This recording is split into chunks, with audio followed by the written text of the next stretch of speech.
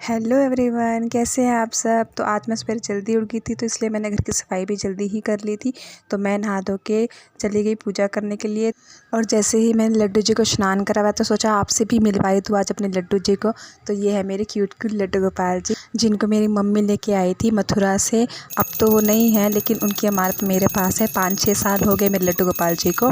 पूजा करके और अपने टेढ़े मुँह को सीधा करके मैं चली चाय बनाने। तो जैसे ही गई तो पूरा खाना जो है नॉर्मल टेम्परेचर में था। जब मैंने देखा फ्रिज बंद था, तो मम्मी की डांट से बचने के लिए फटाफट मैं दूध को उठा के किचन में भागी और दूध को गैस पे चढ़ाया और प्रार्थना करने लगी प्लीज़ दूध ख़राब ना हो। और जैसे दूध में उबाल आया तो मेरी जान में जाने फटाफट से 2 कप चाय बना के ले गई, तो खुद भी पिया और मम्मी को पिलाया। और फिर कुछ अधूरे काम किए, फिर चली गई किचन में खाना बनाने के लिए। और जैसे गैस ऑन किया वैसे बाहर से आवाज़ आई मम्मी की सहेली यानी कि आंटी जी की कि सासू जी को बाहर तो बिठा दे। तो मैं फटाफट गैस बंद करके बाहर चली गई मम्मी को बिठाने के लिए।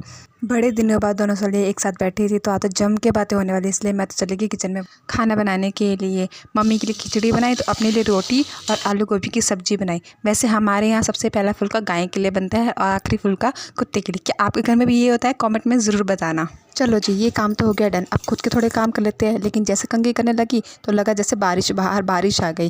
और जैसे बाहर गई तो देखा कि बारिश के बदले तो धूप थी।